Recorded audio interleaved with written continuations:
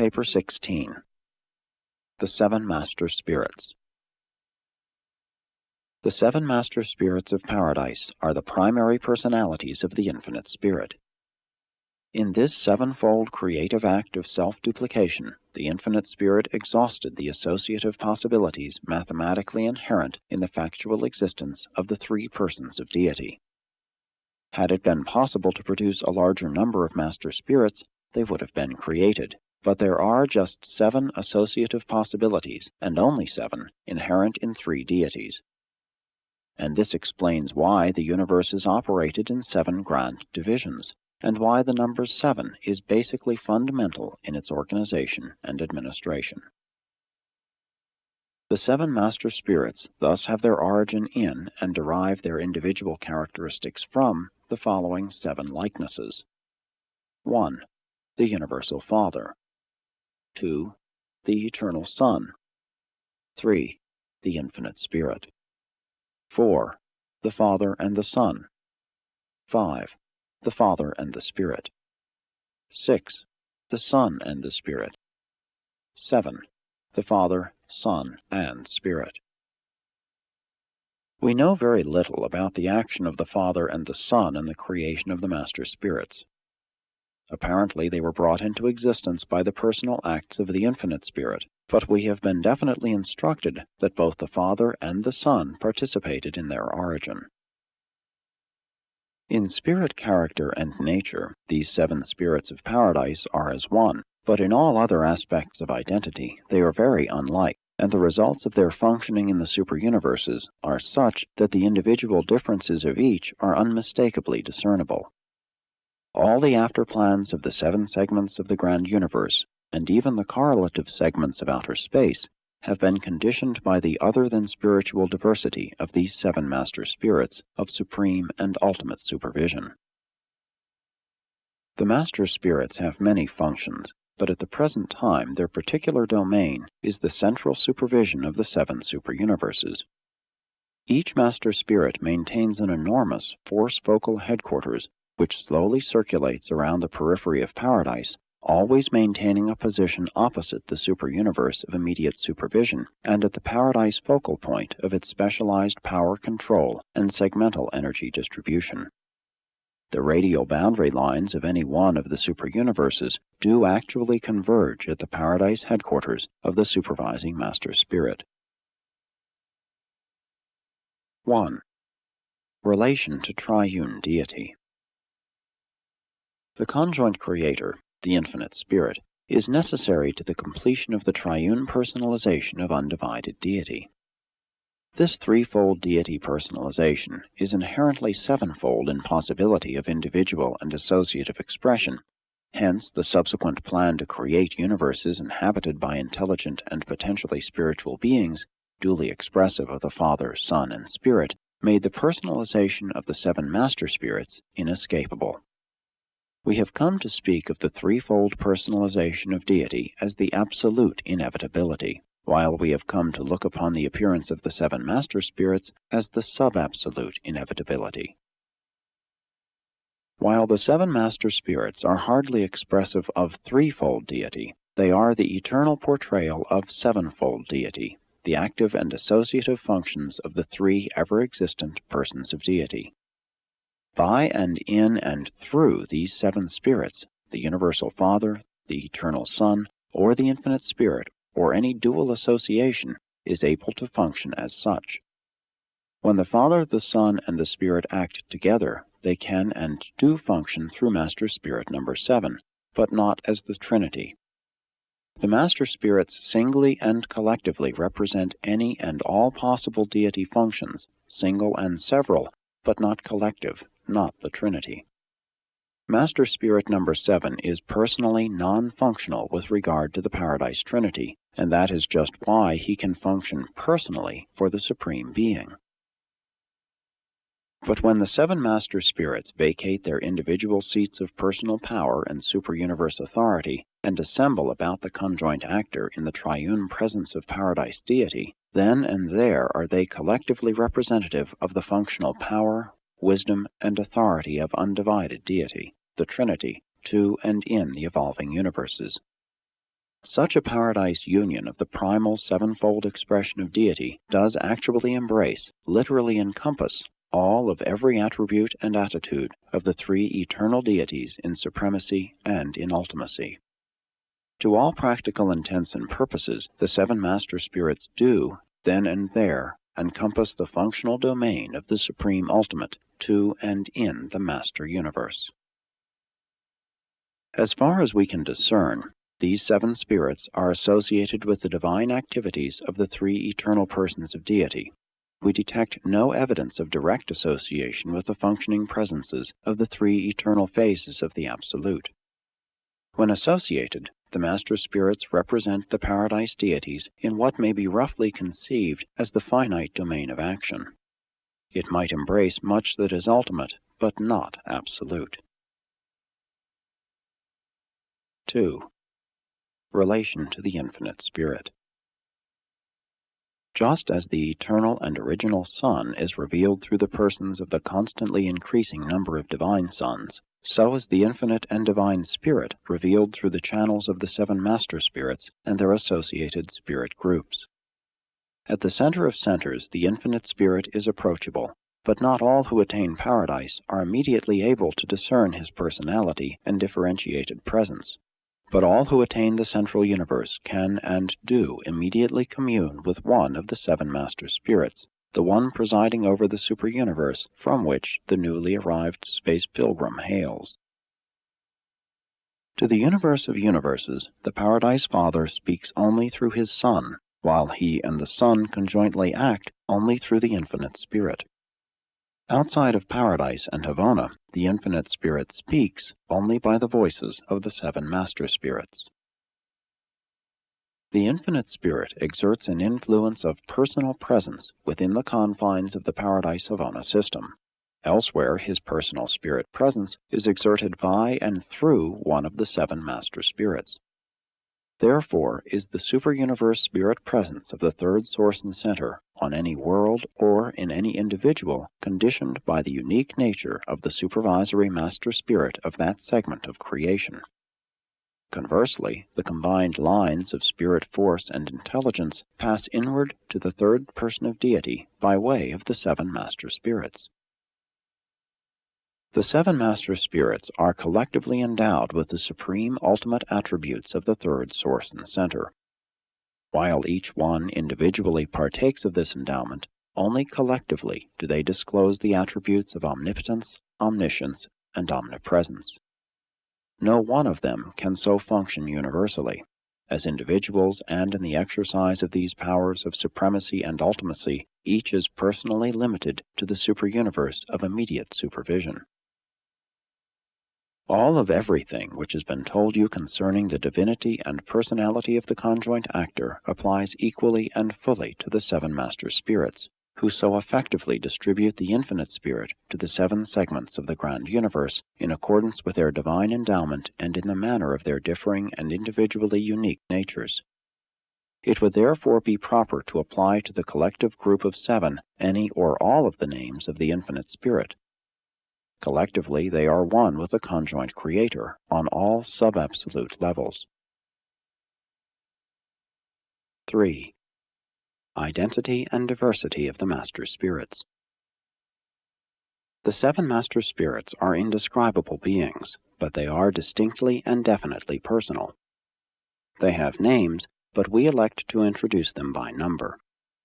As primary personalizations of the Infinite Spirit, they are akin, but as primary expressions of the seven possible associations of triune deity, they are essentially diverse in nature, and this diversity of nature determines their differential of super-universe conduct.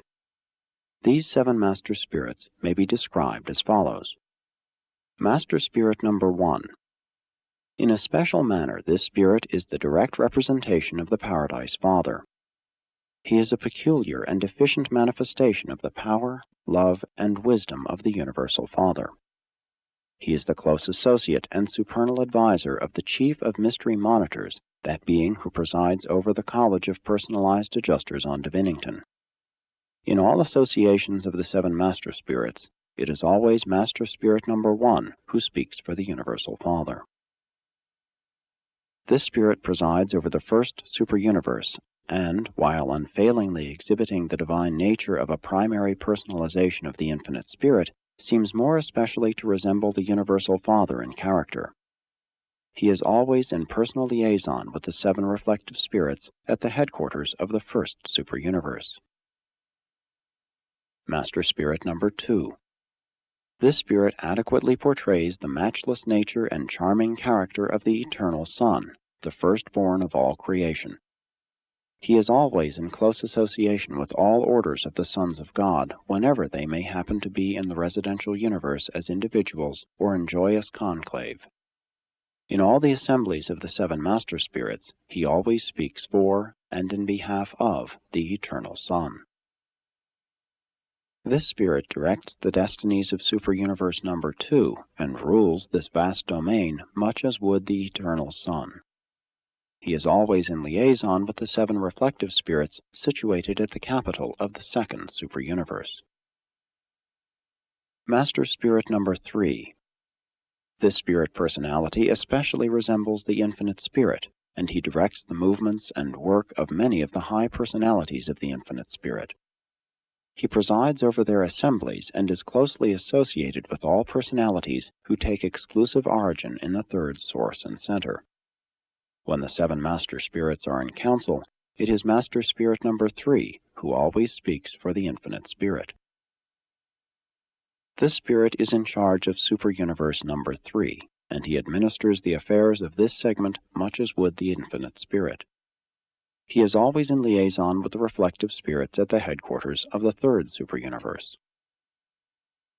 Master Spirit number 4.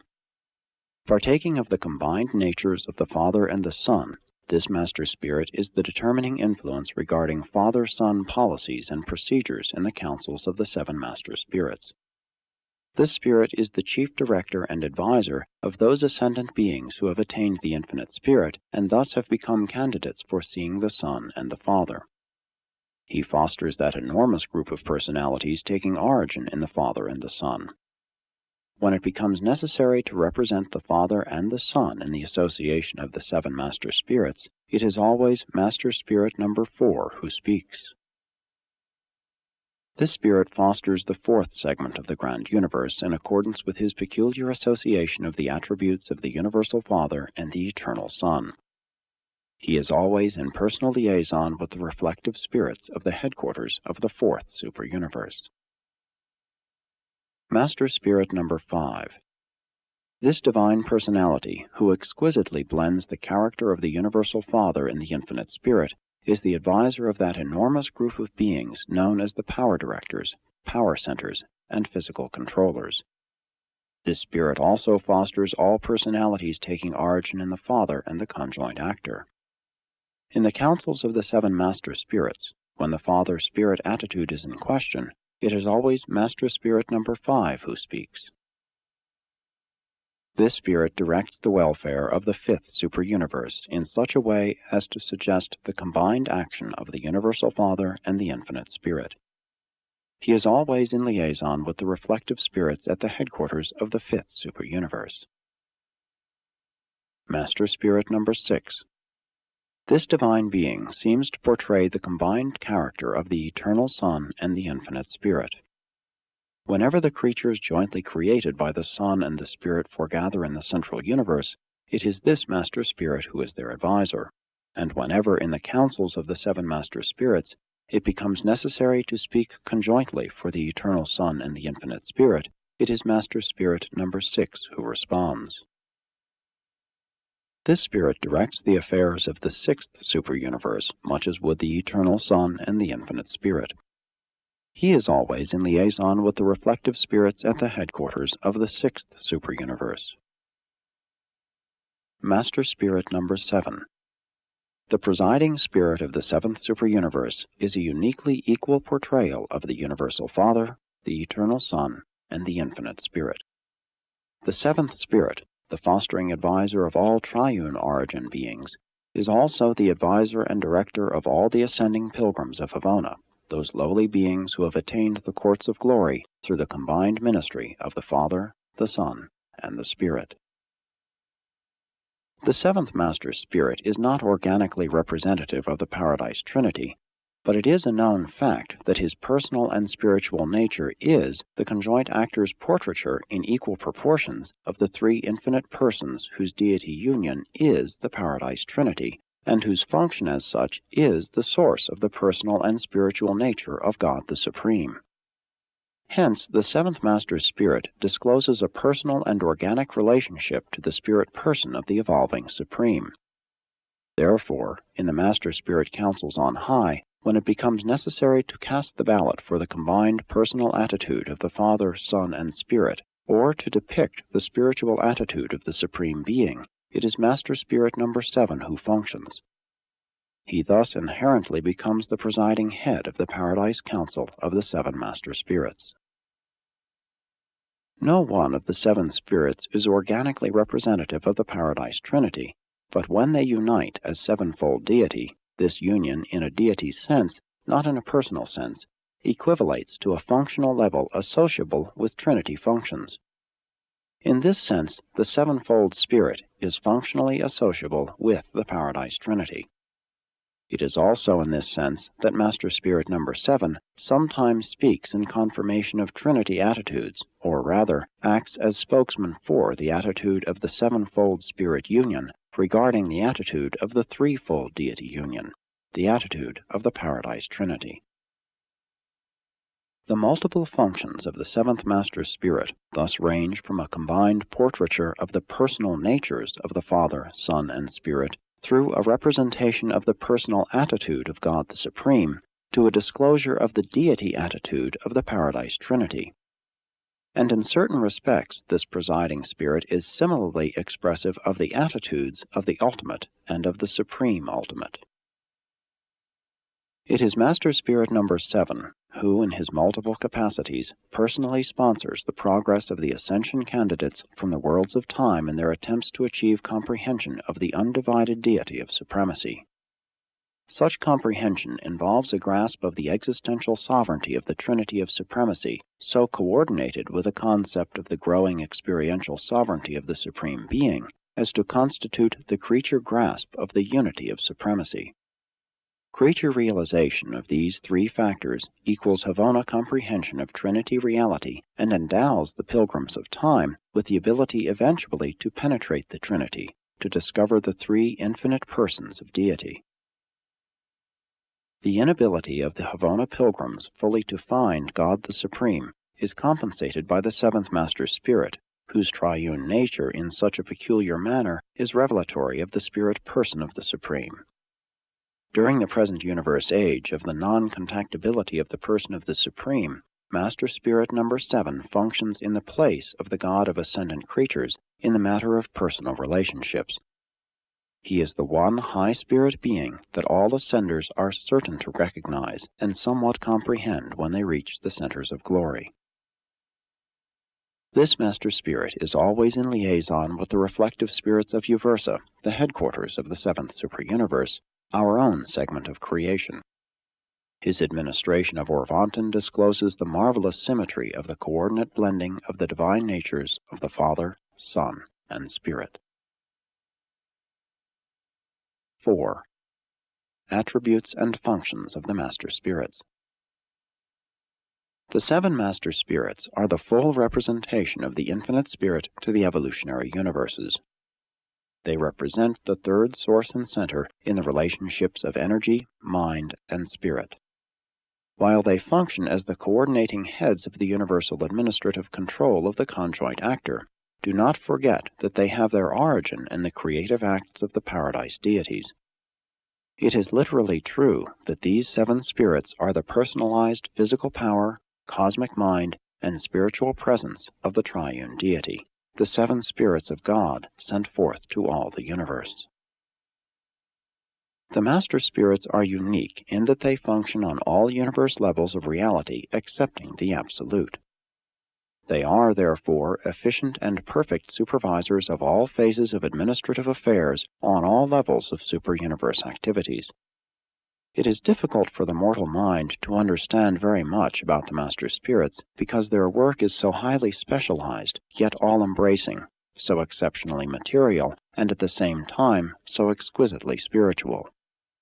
These versatile creators of the cosmic mind are the ancestors of the universe power directors, and are themselves supreme directors of the vast and far-flung spirit creature creation. The seven master spirits are the creators of the universe power directors and their associates, entities who are indispensable to the organization, control, and regulation of the physical energies of the grand universe.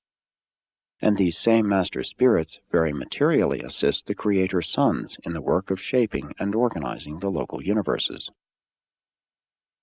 We are unable to trace any personal connection between the cosmic energy work of the master spirits and the force functions of the unqualified absolute.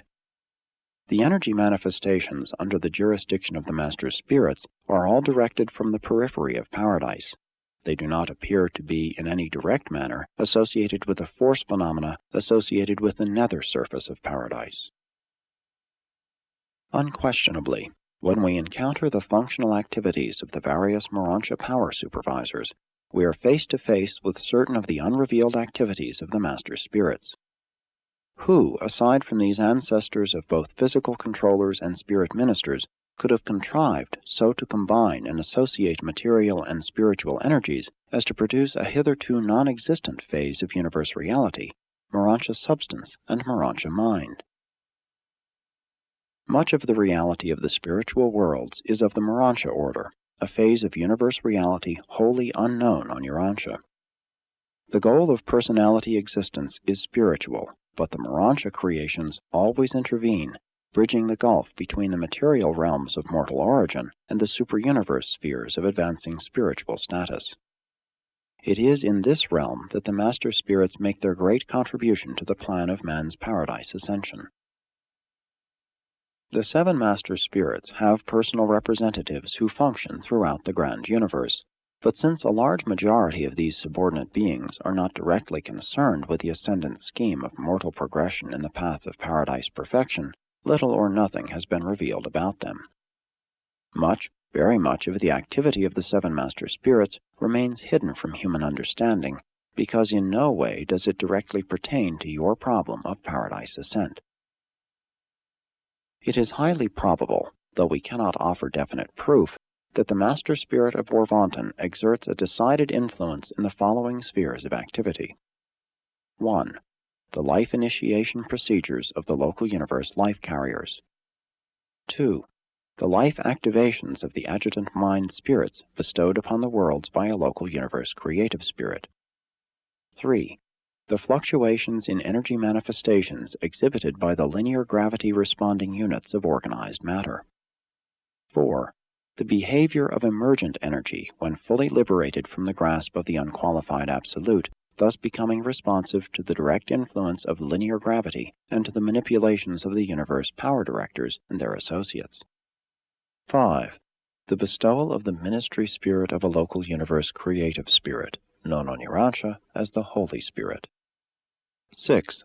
The subsequent bestowal of the spirit of the bestowal sons, on Urantia called the Comforter, or the Spirit of Truth. 7. The reflectivity mechanism of the local universes and the super-universe. Many features connected with this extraordinary phenomenon can hardly be reasonably explained or rationally understood without postulating the activity of the master spirits in association with the conjoint actor and the Supreme Being. Notwithstanding our failure adequately to comprehend the manifold workings of the seven master spirits, we are confident there are two realms in the vast range of universe activities with which they have nothing whatever to do: the bestowal and ministry of the thought adjusters and the inscrutable functions of the unqualified absolute. 5. Relation to creatures. Each segment of the grand universe, each individual universe and world, enjoys the benefits of the united counsel and wisdom of all seven master spirits, but receives the personal touch and tinge of only one. And the personal nature of each master spirit entirely pervades and uniquely conditions his super-universe. Through this personal influence of the seven master spirits, every creature of every order of intelligent beings, outside of Paradise and Havona, must bear the characteristic stamp of individuality indicative of the ancestral nature of some one of these 7 paradise spirits. As concerns the 7 superuniverses, each native creature, man or angel, will forever bear this badge of natal identification. The 7 master spirits do not directly invade the material minds of the individual creatures on the evolutionary worlds of space. The mortals of Urantia do not experience the personal presence of the mind-spirit influence of the master spirit of Orvanton. If this master spirit does attain any sort of contact with the individual mortal mind during the earlier evolutionary ages of an inhabited world, it must occur through the ministry of the local universe creative spirit, the consort and associate of the Creator Son of God who presides over the destinies of each local creation. But this very creative Mother Spirit is, in nature and character, quite like the Master Spirit of Orvanton. The physical stamp of a Master Spirit is a part of man's material origin. The entire Urantia career is lived under the continuing influence of this same Master Spirit. It is hardly strange that the subsequent spirit career of such an ascending mortal never fully eradicates the characteristic stamp of this same supervising spirit. The impress of a master spirit is basic to the very existence of every pre-Havona stage of mortal ascension. The distinctive personality trends exhibited in the life experience of evolutionary mortals, which are characteristic in each superuniverse, and which are directly expressive of the nature of the dominating master spirit, are never fully effaced, not even after such ascenders are subjected to the long training and unifying discipline encountered on the 1 billion educational spheres of Havona. Even the subsequent intense paradise culture does not suffice to eradicate the earmarks of superuniverse origin. Throughout all eternity, an ascendant mortal will exhibit traits indicative of the presiding spirit of his superuniverse of nativity. Even in the core of the finality, when it is desired to arrive at or to portray a complete Trinity relationship to the evolutionary creation, always a group of 7 finaliters is assembled, one from each superuniverse. 6. The Cosmic Mind. The Master Spirits are the 7-fold source of the cosmic mind, the intellectual potential of the grand universe. This cosmic mind is a sub-absolute manifestation of the mind of the third source and center, and, in certain ways, is functionally related to the mind of the evolving Supreme Being. On a world like Urantia, we do not encounter the direct influence of the 7 Master Spirits in the affairs of the human races. You live under the immediate influence of the creative spirit of Nebadon. Nevertheless, these same Master Spirits dominate the basic reactions of all creature mind because they are the actual sources of the intellectual and spiritual potentials which have been specialized in the local universes for function in the lives of those individuals who inhabit the evolutionary worlds of time and space. The fact of the cosmic mind explains the kinship of various types of human and superhuman minds. Not only are kindred spirits attracted to each other, but kindred minds are also very fraternal and inclined towards cooperation the one with the other. Human minds are sometimes observed to be running in channels of astonishing similarity and inexplicable agreement. There exists in all personality associations of the cosmic mind a quality which might be denominated the reality response. It is this universal cosmic endowment of will creatures which saves them from becoming helpless victims of the implied a priori assumptions of science, philosophy, and religion. This reality sensitivity of the cosmic mind responds to certain phases of reality, just as energy material responds to gravity. It would be still more correct to say that these supermaterial realities so respond to the mind of the cosmos. The cosmic mind unfailingly recognizes response, on 3 levels of universe reality. These responses are self-evident to clear reasoning and deep-thinking minds. These levels of reality are 1. Causation, the reality domain of the physical senses, the scientific realms of logical uniformity, the differentiation of the factual and the non-factual, reflective conclusions based on cosmic response. This is the mathematical form of the cosmic discrimination. 2. Duty, the reality domain of morals in the philosophic realm, the arena of reason, the recognition of relative right and wrong. This is the judicial form of the cosmic discrimination. 3.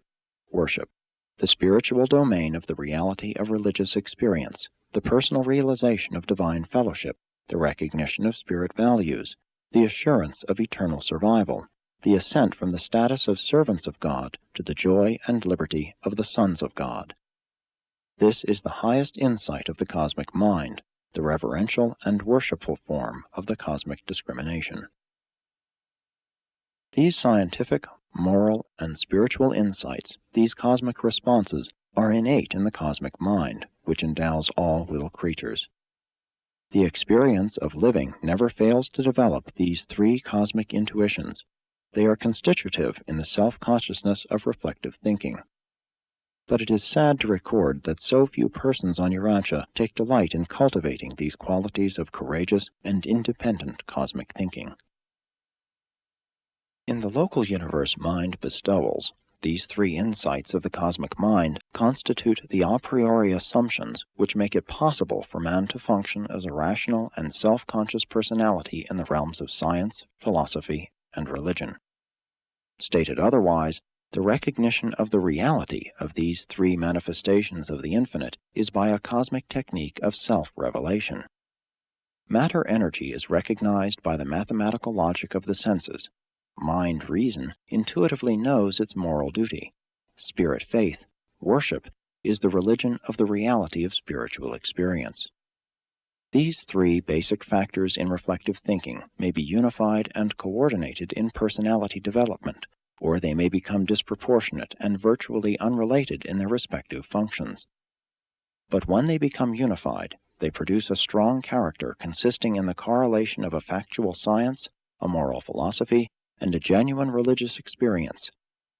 And it is these three cosmic intuitions that give objective validity, reality, to man's experience in and with things, meanings, and values. It is the purpose of education to develop and sharpen these innate endowments of the human mind, of civilization to express them, of life experience to realize them, of religion to ennoble them, and of personality to unify them. 7. Morals, virtue, and personality. Intelligence alone cannot explain the moral nature. Morality, virtue, is indigenous to human personality. Moral intuition, the realization of duty, is a component of human mind endowment and is associated with the other inalienables of human nature, scientific curiosity and spiritual insight. Man's mentality far transcends that of his animal cousins, but it is his moral and religious natures that especially distinguish him from the animal world. The selective response of an animal is limited to the motor level of behavior. The supposed insight of the higher animals is on a motor level and usually appears only after the experience of motor trial and error. Man is able to exercise scientific, moral, and spiritual insight prior to all exploration or experimentation. Only a personality can know what it is doing before it does it. Only personalities possess insight in advance of experience.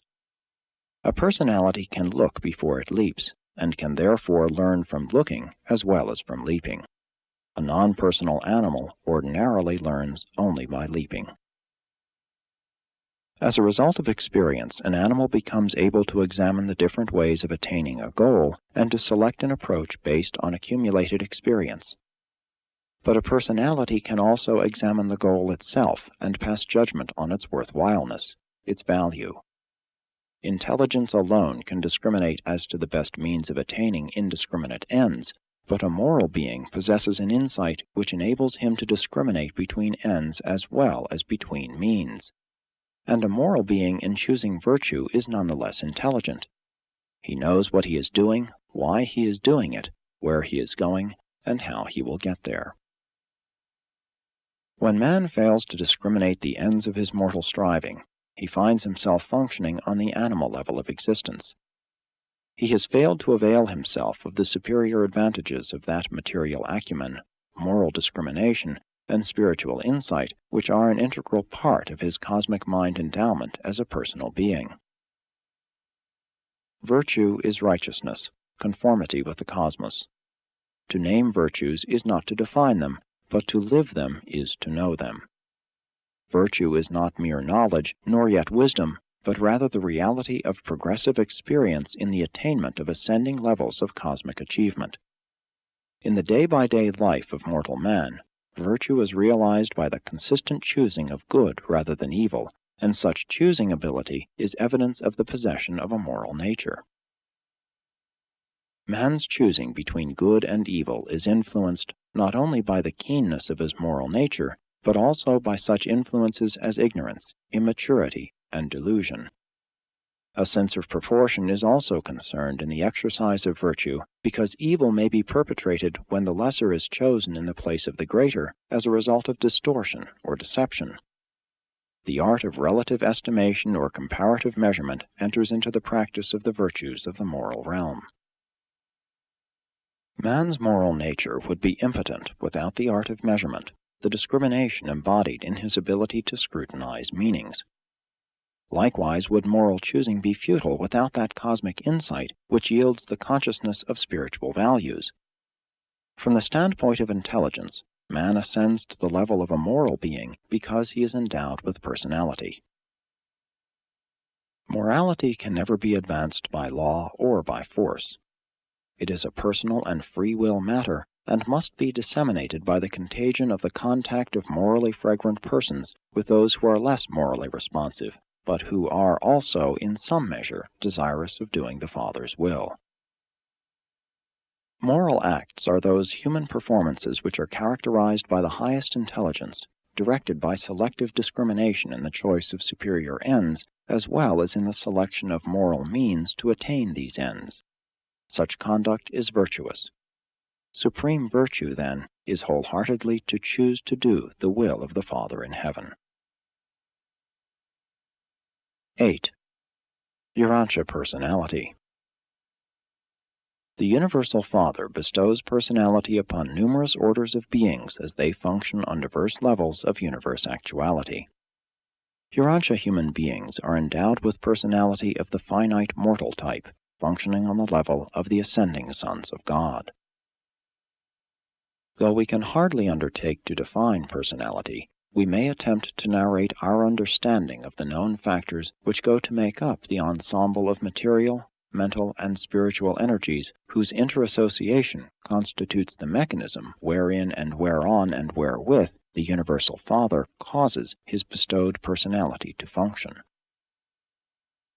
Personality is a unique endowment of original nature whose existence is independent of and antecedent to the bestowal of the thought adjuster. Nevertheless, the presence of the adjuster does augment the qualitative manifestation of personality.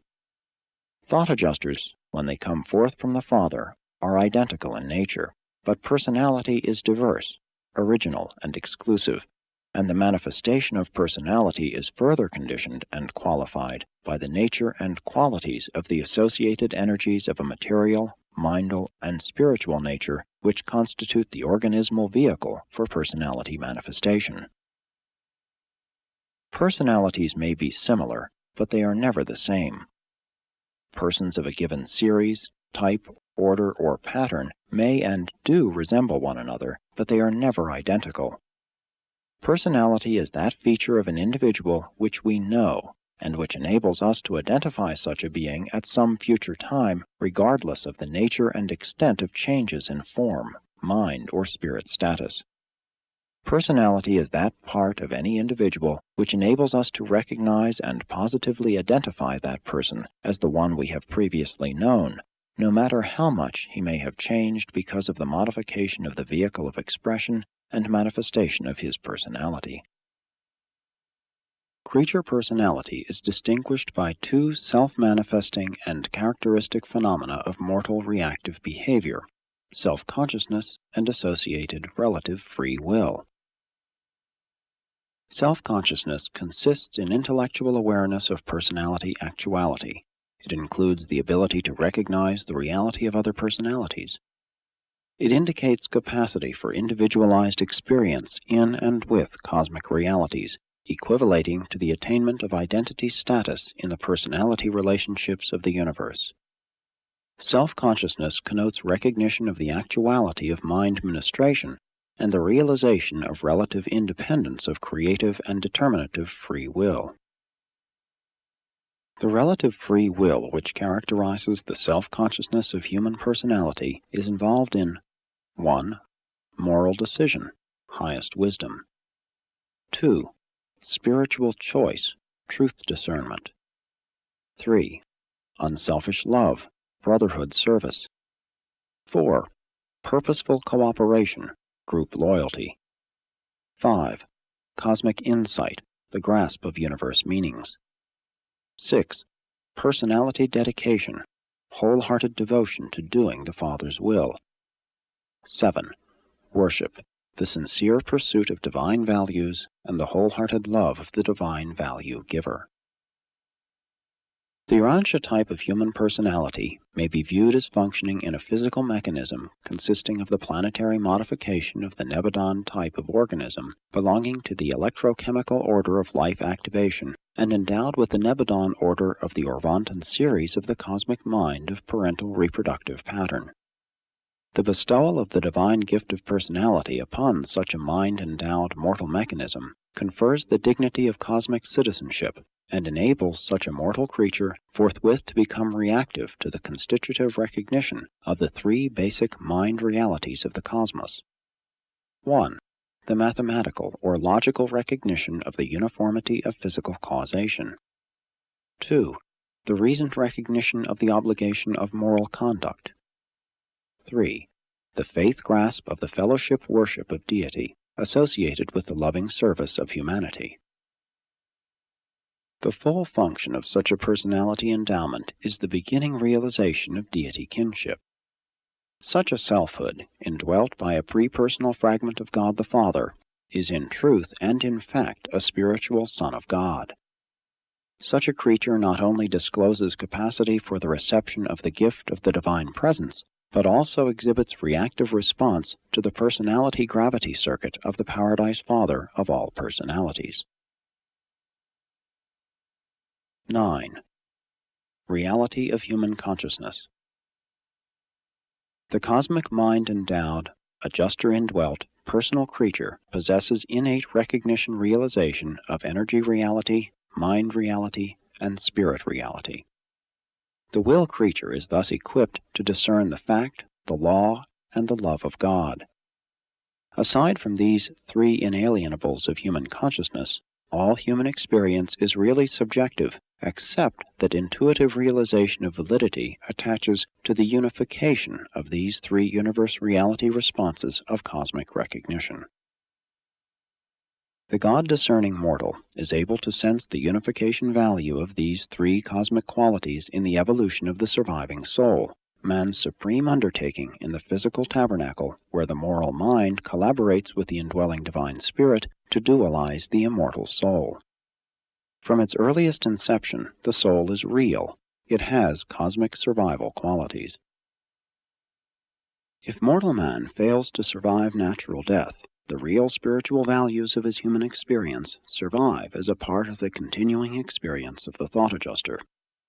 The personality values of such a non-survivor persist as a factor in the personality of the actualizing Supreme Being. Such persisting qualities of personality are deprived of identity, but not of experiential values accumulated during the mortal life in the flesh. The survival of identity is dependent on the survival of the immortal soul of Urantia status and increasingly divine value. Personality identity survives in and by the survival of the soul. Human self-consciousness implies the recognition of the reality of selves other than the conscious self, and further implies that such awareness is mutual, that the self is known as it knows. This is shown in a purely human manner in man's social life. But you cannot become so absolutely certain of a fellow being's reality as you can of the reality of the presence of God that lives within you. The social consciousness is not inalienable like the God consciousness. It is a cultural development and is dependent on knowledge, symbols, and the contributions of the constitutive endowments of man, science, morality, and religion. And these cosmic gifts, socialized, constitute civilization. Civilizations are unstable because they are not cosmic. They are not innate in the individuals of the races. They must be nurtured by the combined contributions of the constitutive factors of man, science, morality, and religion. Civilizations come and go, but science, morality, and religion always survive the crash. Jesus not only revealed God to man, but he also made a new revelation of man to himself and to other men. In the life of Jesus, you see man at his best. Man thus becomes so beautifully real because Jesus had so much of God in his life, and the realization, recognition, of God is inalienable and constitutive in all men. Unselfishness, aside from parental instinct, is not altogether natural. Other persons are not naturally loved or socially served. It requires the enlightenment of reason, morality, and the urge of religion, God-knowingness, to generate an unselfish and altruistic social order.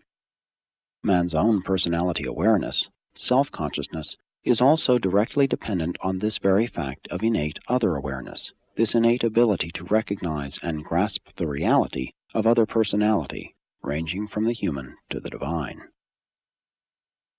Unselfish social consciousness must be, at bottom, a religious consciousness.